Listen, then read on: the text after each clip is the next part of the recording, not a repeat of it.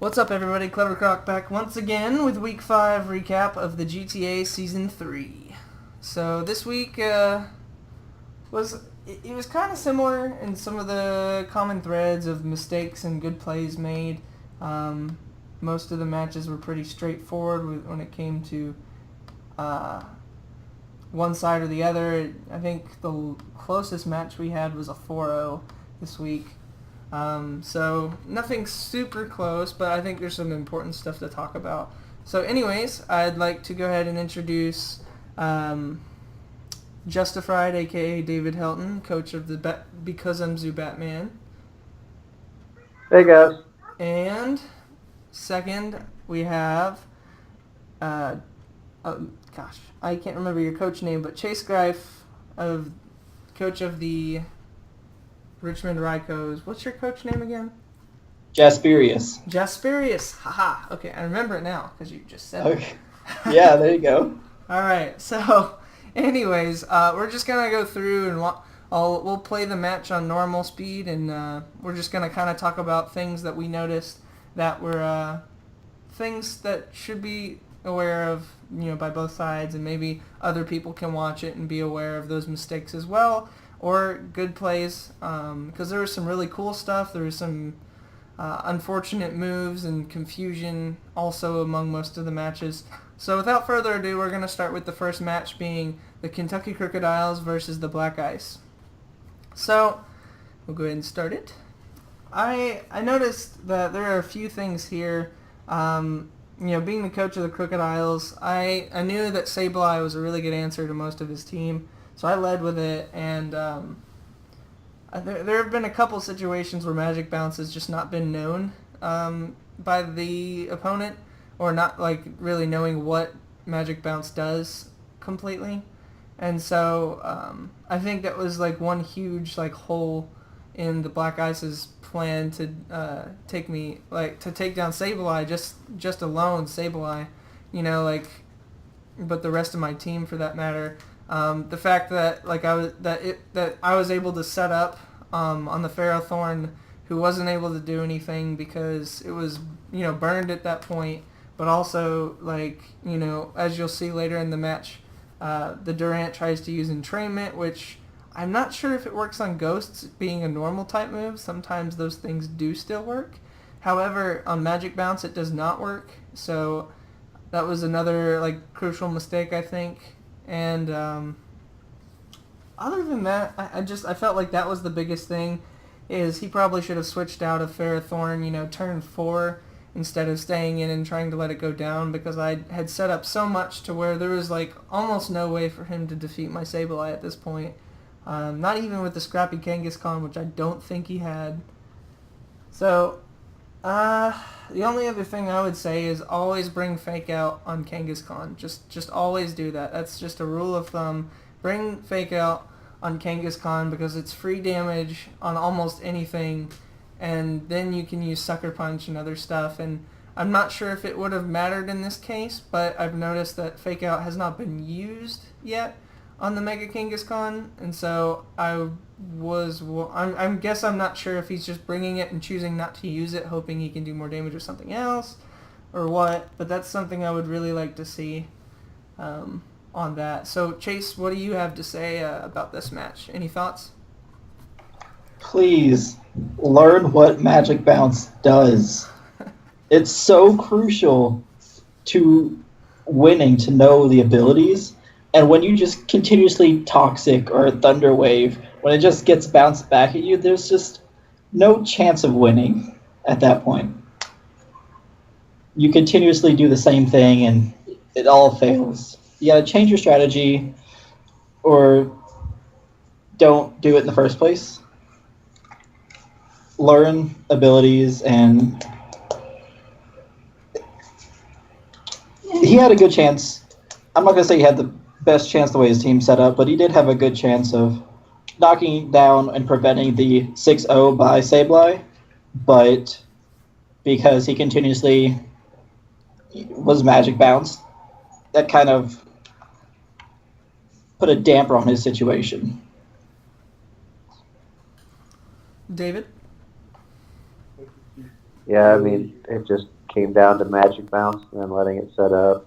You got to hit it hard early. Can't let that happen. And then once it does, I mean, the one thing I will say is you do still have a chance. If you can outspeed with the physical attacker, you know, you're still not getting defense boosts. So outspeeding with the physical attacker after that is pretty much all you can do. So, but yeah, not letting it set up would be the key there. Yeah.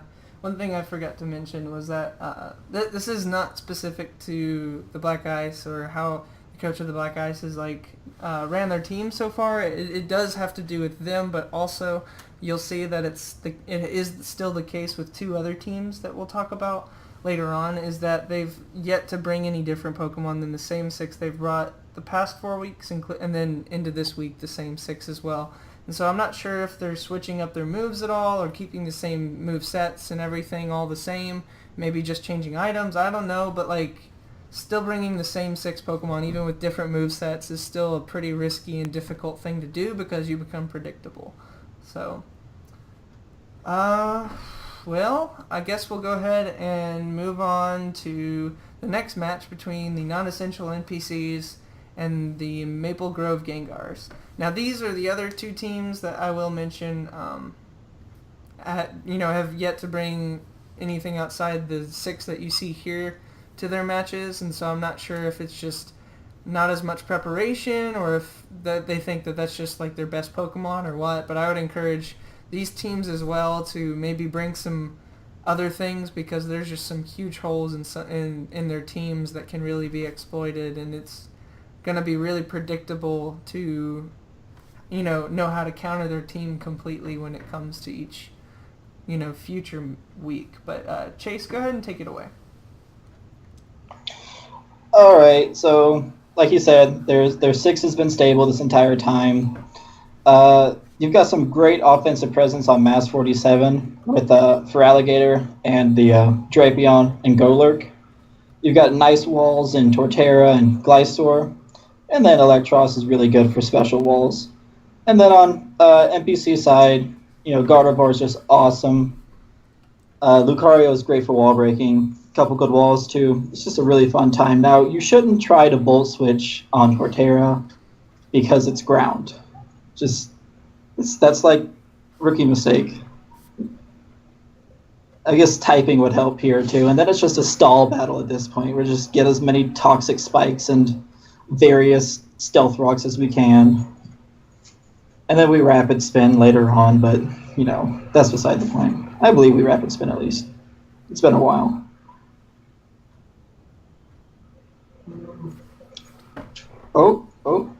Oh yeah. And then we've got Gliscor, more toxic spikes, oh boy. What's he do? Does he knock off? Yeah, he knocks off. It goes Rocky Helmet. Rapid spin. So, the rapid spin is a really good move on not Ferrothorn.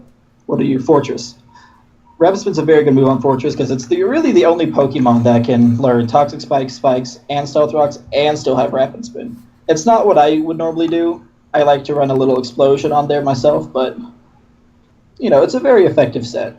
Just lay all your traps out at once and pray to God that he doesn't remove them with his own Rapid Spin or Defog.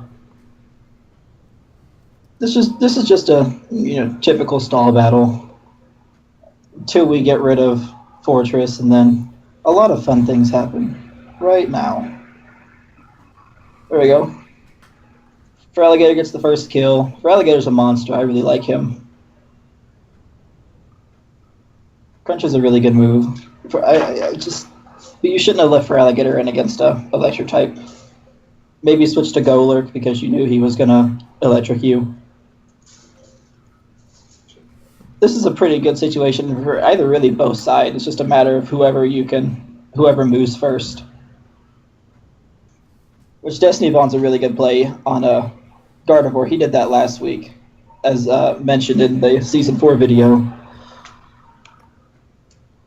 But, this is a pretty simple match with everybody not knowing what advantages and disadvantages there are, and you know, nice to watch. It's a good time. It really is. One thing I will say is you spent all that time, got the toxic spikes up. I mean, if you'd have brought Drapion in earlier, the toxic spikes disappear, and then you can set up all over Fortress. I mean, it's an easy setup at that point. If he's just going to sit there and rapid spin, it'd be a great time to get for Alligator Dragon dancing, Swords dance on, Fly Score, anything. But you got to be really careful because someone will set up all over you if you're not careful with Fortress. Yeah. So there were a couple things that I saw here that like I want to encourage like the coaches of these teams that like I saw some really cool stuff this week and last week done by these coaches, especially the NPCs in their Guard of War. That some of the stuff they've done is pretty cool and it's actually worked out.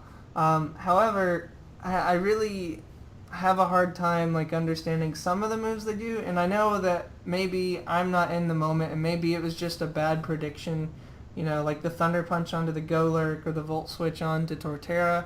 But if it was a bad prediction, I wouldn't try to be so focused on making predictions rather than making some solid safe plays in the beginning and then maybe making some predictions later. But the only other thing I notice is that if that's not the case, and I'm sure that some of the things that happened in this match are what I'm actually about to say is like not knowing immunities and type advantages. Like Thunder Punch obviously, isn't going to do anything to a ground type. Volt Switch isn't going to do anything to a ground type. Setting up Toxic Spikes while there's still a Poison type Pokemon on their team, it's kind of frivolous to do that. And so considering those things when you do, especially in the early game when you're setting up with Fortress and you're using the thing as setup fodder and you're just going to let it go down, you won't be able to set that stuff up again later. I would just encourage both sides to, consider, researching the types of the Pokemon and what moves are immune and resist, and just learning about what strengths and weaknesses that both the opponent and your Pokemon have, for that matter. So, other than that, the lack of hazard removal, and I think this is just because they brought the same 6 Pokemon. I think they have some sort of Defogger or Rapid Spinner on the Gengar side, but not having any hazard removal is exactly why this match was not a 5-0 instead of it being what it is, a 4-0. For Alligator, it didn't have to go down the way it did, not only because of the switching, but because of the poison. It was just not, especially with Fortress, pretty much assumed to be brought at this point, not having something to get rid of hazards, via defog and rapid spin is kind of a crucial mistake in team building. And then not having priority on, I think, either side, not bringing any sort of priority kind of has really kind of, especially on the NPC side, in a past match, Bullet Punch could have changed the match, essentially at one point. And so not bringing priority, especially on a Pokemon that gets priority stab, is kind of a mistake, because I think the Golurk could have gone down to the Bullet Punch instead of getting wrecked by getting wrecked by the Golurk with an Earthquake. I guess the last thing would be the Gliscor is not always a one-trick pony, and so I don't know if doing knockoff, roost, taunt, and toxic every week, it's another one of those Pokemon. It's a little bit better than Fortress when it comes to not being set up on, but if you have the right Pokemon who doesn't, especially a Steel type, you not having Earthquake is going to allow them to do whatever the heck they want to you. So I'm not sure if that's the best move set to bring because you really can't do anything except stall, and you don't even have protect. So I really want like these things to change a little bit just so that these mistakes don't happen as much, and like you guys can benefit more from the moves that you do make, if that makes sense. So we will go ahead and move on to the third match between Fakemon United and Because I'm Zubatman. David, you can go ahead and start.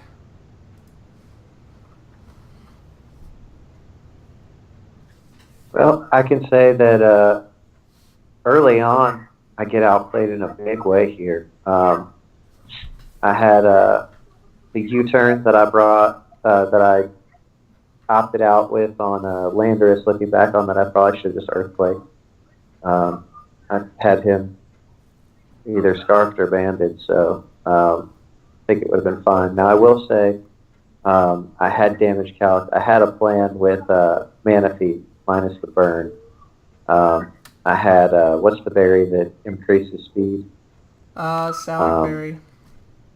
Yeah, I had Salac Berry on him, and then I was going to Tail Glow, but with the burn, I wasn't able to do that. The switch into Tyrantrum, I had invested, and I just overestimated that. And Venusaur was my physical wall, usually is.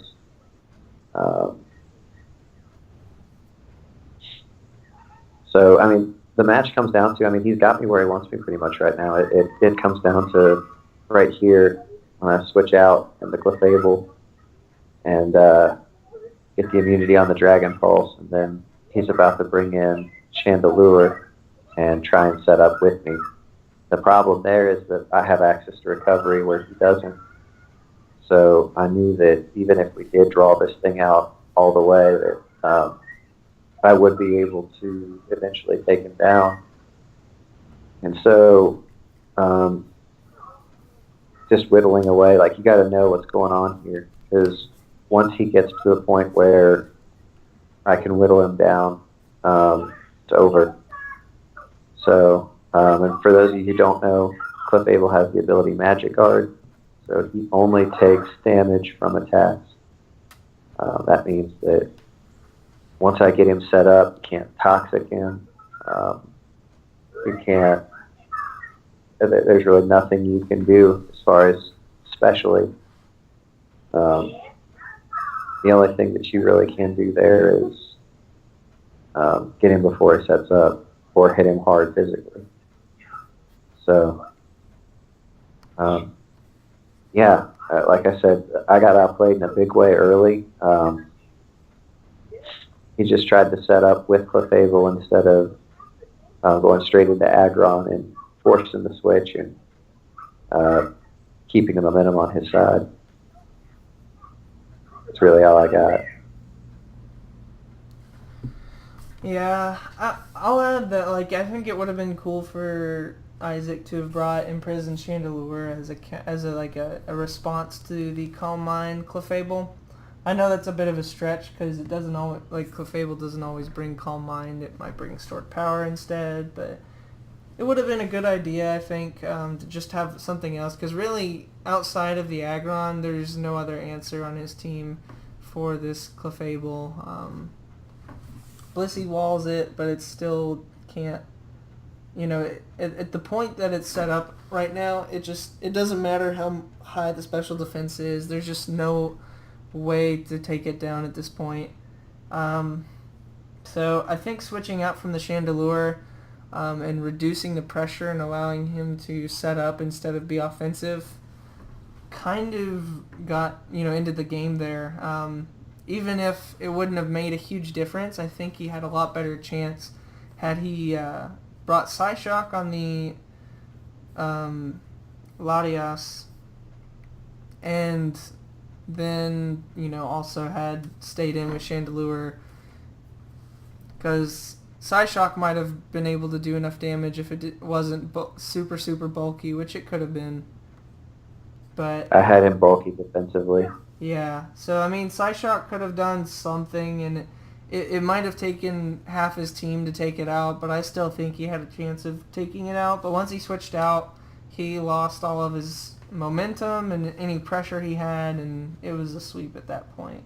So, not having the Psyshock also on the Latias, which is what he should have gone for if he did have it with the Venusaur, because that's what it would have done tons more damage had he done that, and it still would have hit the Clefable. So he did have a really good start, but those few mistakes were enough to just tip the scale in Zubatman's hand. So you have anything to add, Chase? That's all it really took was just those two mistakes. He could have either stayed in and just calm mind battled it out, which I think he would have had a good chance of winning, even with all your recovery, because Chandelure has some amazing special attack. It was either that, or he just switch out as soon as he realizes you're setting up into Aggron. And he did neither, so it was really his downfall right there. All right, well, we'll go ahead and move on to the next match between the Mucks and the Charmeleoners. And let's see, I'll go ahead and start it. So, a couple of things.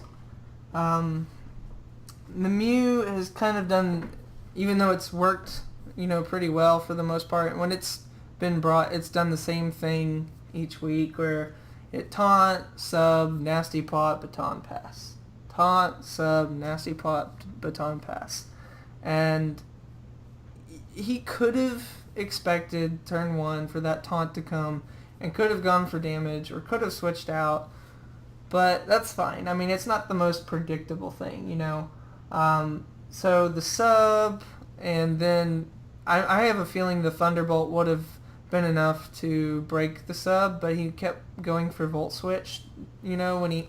and that was kind of a common mistake that he made, was going for Volt Switch for the pivot, for the, I guess, the switch advantage and stuff, but he really needed the, I think there were 3 turns he had where he used Volt Switch instead of Thunderbolt, that, honestly, all 3 were pivotal during the match.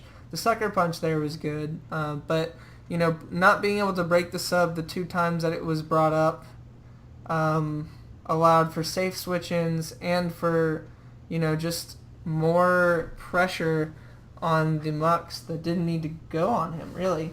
And then at the end, the Mega Pinsir would have definitely gone down to a Thunderbolt instead of the Volt Switch, and that might have changed things a little bit different from how they turned out. So that was a bit, difficult to watch. I also, the bringing Disable works sometimes, but I just wouldn't keep bringing it as a way to stop moves, because usually Disable, the only time you would want to bring something like that, or a Pokemon with Cursed Body, which is essentially the same thing, is to stop choice users, like Choice Scarf, Choice Band, Choice Specs, and I don't know if Disable, especially on Wish users, is really the best thing. Now this was really cool. HP Grass, I don't know if it gets Grass Knot, which may have been better, but HP Grass was a really good move, and had he made that prediction 1 turn before, he would have forced a switch on turn 14, or he would have knocked out the Quagsire, which would have been big, I think. But so that was a really good move, but again, what's about to happen is he's going to set up a sub, and he's going to go for a Volt Switch, and it doesn't break the sub. And so that's kind of just what kept happening, is he just was falling just a bit too short on 3 or 4 different occasions. And it really kind of, ended the game, with the offensive power that the Charmeleoners have. It doesn't take much to basically put the game completely in his favor. So I don't know. I think it was just those few things that really caused it. Kind of an iffy thing also is the Flame Body Rocky Helmet Volcarona. It's an interesting idea, but with as frail as it is on the physical side, I don't know if it's worth trying to run it with a rocky helmet, but maybe something like a focus sash and getting a quiver dance set up or something on something that doesn't have priority, and then going for a fiery dance for, like, you know, just really good offensive pressure. Just things like that. And so I think there was some really interesting stuff brought, but it was just a common mistake that was made on a couple different occasions that I think ended up costing the game for him in the end. And the Charmillionaires played solid, so that didn't help. Chase? Yeah, it's pretty much just boils down to those couple mistakes, the misplays with the Volt Switch, and just not utilizing your Pokemon to the best of their abilities. Disable is very situational, and I personally wouldn't use it at all, but I can see where it would help, maybe with like a Calm Mind set up in the Clefables or the Sableye. Except, could you even use it with Sableye? No, because it's a ghost type. Oh, man. And Magic Bounce, so I don't think on either situation it would have worked. Oh, man. Not even Sableye then. We'll just somebody that sets up or a sweeper would be really good in those situations, but any other time, it's not really the best move to have in your moveset. David? Yeah. The only thing, I understood the Volcarona thing. I think he was trying to go for Flame Body at that point, but you only get a 30% chance on that. So, I mean, the only thing that I can say is it was a good job on the Muck's part to pack that Shadow Sneak. I think Big Dan's got to be careful setting up and going straight into his sweepers again. But I think that overall, just there's a lot of pressure being applied there, and it's like you guys said, it just takes one or two moves, one or two bad moves, and the game's over. Yeah. And the unfortunate part is it wasn't a bad play he made, but when it came up short, that's what the problem was. And Volt Switch just didn't do the damage it needed to, and it wasn't Life Orb. He was bringing Air Balloon, and there's nothing that stands out to me except for maybe Mega Pinsir that, like, would pack a strong Earthquake that he'd have to worry about. But, like, he outspeeds at that point, too. So I would always bring Air Balloon on the Zebstrika. I would bring something like Life Orb or Choice Specs on it. But that's just my personal preference. I was about to say, Specs would have made a huge difference there. If you wanted to Scarf him even, but you'd have to go straight into Thunderbolt then instead of the Volt Switch to get the extra power. Mm-hmm. But yeah, I'm with you. The Hidden Power Grass was a really good play as well. A lot of people are packing that because they know that Quagsire is formidable otherwise. So yeah. Yep. Well, I guess we'll move on to the last match, which is between the Alakazam Apparitions and the Richmond Raikous. So, Chase, would you like to go ahead and start on this match? Hey, I calculated what it would take to kill this Salamence, and I'm very happy I did, because it probably could have destroyed my entire team if I didn't, one-shot it. But I feel like I played very well. I did what I was supposed to do. I predicted well, and this is one of the matches that I prepared for the most, in the sheer fact that his record was really good, and he's got some massive firepower. But I prepared for it, and everything really worked out in my favor, aside from this Thundurus. I even remembered to bring a move on Slowbro this time, fun fact. So it's not entirely useless this time. But bringing Pokemon, I see right off the bat one, two, three, four Pokemon that are weak to Raikou's moves, and just like Togetic. There's too much electric weakness and HP fire.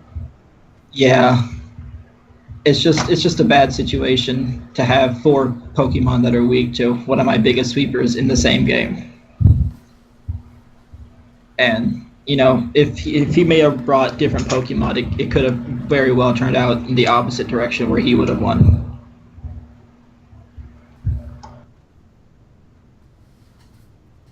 David? The thing that really stands out to me is, I mean, we've talked about it before, Umbreon's going to pack Shield Bell. And he wasted a lot of moves and he brought Togetic with the thought of, I guess, paralyzing.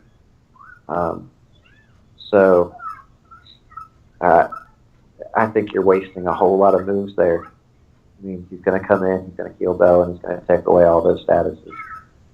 So, yeah, I just think, it's like you said, he brought too many things that were weak to electric, and then wasted a lot of moves trying to pass around statuses with a cleric who packs heal Bell.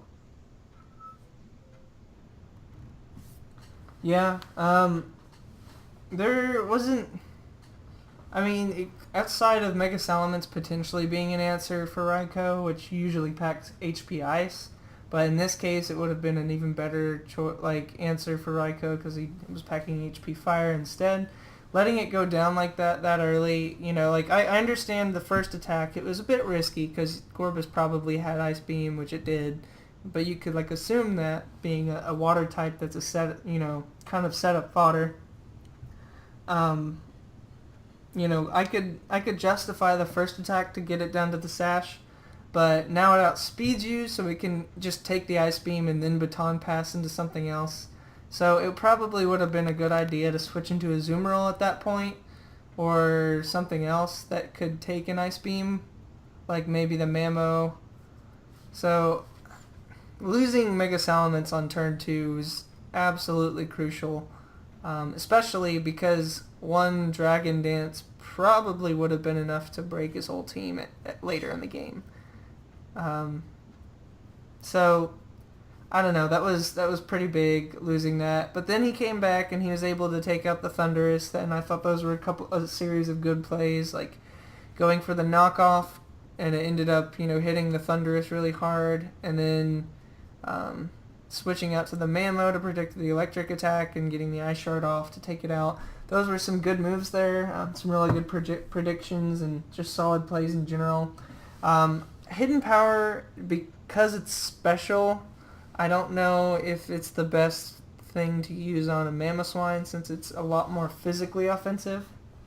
So I'm not sure if bringing an HP, even if you planned that specifically for Slowbro, it just doesn't do enough for it to justify it. You could bring something like Knockoff or Grass Knot, I don't know, just something, Grass Knot special too, I guess, but bringing something different for Slowbro instead of a HP, Hidden Power was probably not the best.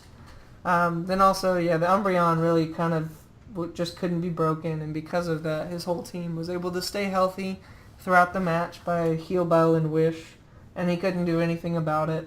And once that Raikou came in and it was in the right position, it was able to just blow everything away. So it was unfortunate that he missed the play rough on the Raikou, because if he was running Aqua Jet, he could have taken it out, and it might have turned out a little bit better for the Alakazams. I'm not sure if at that point it would have changed the outcome, but it might have turned out to be a closer match. And so that was unfortunate, but at the end, I still think the Umbreon would have... He just didn't have an answer. As soon as that Salamence went down and the Breloom, it made it really difficult to see how he's going to beat the Raikous there. So that's all I really have to say about that. So we'll go ahead and move on to top plays and top misplays of the week. So I'll just start at 5th and go down to 1st. We'll start with the misplays and then do the plays. So the number 5 misplay I actually have tied between the NPCs and the Gengars, and it was just the it was the either bad predictions or not knowing the types just throughout the match kind of stopped the momentum of both teams at those points and really harmed their ability to execute any strategy that they had or just do damage for that matter. So I think that was just kind of a misplay on both of their ends. And then in 4th place I had losing the Mega Salamence in turn 2 by the Alakazams, which was basically their win condition. Probably should have switched out on turn 2. And then in 3rd place, using Volt Switch instead of Thunderbolt by the Mux on the with the Zebstrika, not being able to just do enough damage to do important things like break the subs 2 different times and take out the Mega Pinsir on a 3rd occasion.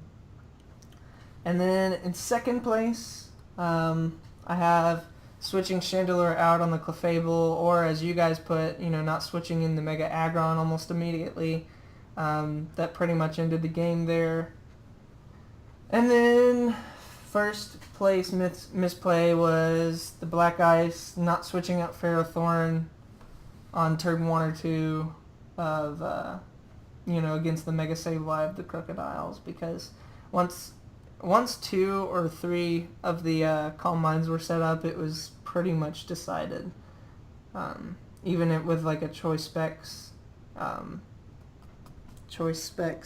Whimsicott with Moonblast wouldn't have been able to take it out at that point. So yeah, I would just encourage you guys, like, just learn from your mistakes and you can do a lot better. It's everybody makes them. It's not like anyone knows or remembers all the moves and types and abilities all at once, and plenty of people forget things. But just make sure that you don't make like crucial mistakes like that. Like, just research what your opponent has, what the abilities do, especially on their stronger and more used Pokemon, so that you're able to expect what they can do and maybe strategize accordingly. So moving on to top plays. In 5th place I have the Fakemon leading with Volcanion, and since it was Specs, and it did end up getting a burn, which was a 30% chance, but I think staying in, risking the Earthquake was a good play because it also would have done tons of damage to the Landorus, which I think without it being choice banded and the Volcanion maybe had a chance to live, would have at least gone 1-for-1, but it ended up taking out the Manaphy instead, which I think was pretty crucial and put some good pressure on the Zubatman. 4th place, the Alakazams, either predicting or just making the solid play of the Baton Pass into the Thundurus, or predictions on the Baton Pass and the Thunderbolt from Thundurus, being able to take out the Thundurus with a knockoff from Azumarill and then an Ice Shard from the Mamoswine without taking any damage. So that was pretty good. And then 3rd place, I had the HP Grass from Zebstrika. Had it been, like I said, a turn earlier, made that prediction, it could have taken out the Quagsire, or at least forced it to switch out. So it was a good play for what actually occurred. I knew it. I'm sure it caught Dan off guard. In 2nd place, I have the T-Wave on the Slowbro. Even though the Heal Bell came later, I do think that it stopped the setup in its tracks because he did end up having to switch out and lost all that pressure and momentum that he was building up. It was still a bit too little too late because of what happened prior, but I still think it was a good move with what he had, and it ended up paying off on some level. And then the last number 1 play of the week was by the Raikous, packing the HP Fire and using that to try and finish off the Skarmory, but instead hitting the Breloom. I think it was the Breloom that switched in. So doing that and being able to two-shot it was pretty big, because that meant Umbreon was pretty much completely safe from everything. So, and then of course, the Umbreon was I think the core reason why the Raikous won this week. So I think that was a really important thing to bring, and also to have used at the right time. So outside of that, do you guys have any other plays or misplays that stuck out to you this week? No, I think that this week you can pretty much trace all the matches down to one move to the other, and so I think that you pretty much nailed it. You got most of the turning points. Jace? Yeah, I'd have to agree. There's you hit the high and the lows right there, right on the nail. Alright, well, that concludes everything for Week 5 recap of the Season 3 of Gentlemen's Training Association. So come back next week for Week 6, where we watch the matches, and I think there's a couple really good ones this week. Some close ones that should be pretty good. So I think the interesting matches will probably be the Krookodiles versus the Charmeleonaires. Fake Mom versus Alakazams will be pretty good, and I think the Mucks versus the NPCs will be pretty close too. So keep an eye out for those. And again, check back next week for Week 6 of the GTA. Talk to y'all later. Thanks for watching, guys. If y'all enjoyed the video, go ahead and leave a like, and if you want, subscribe for more videos. Hope to see y'all in the future, and thank you for watching.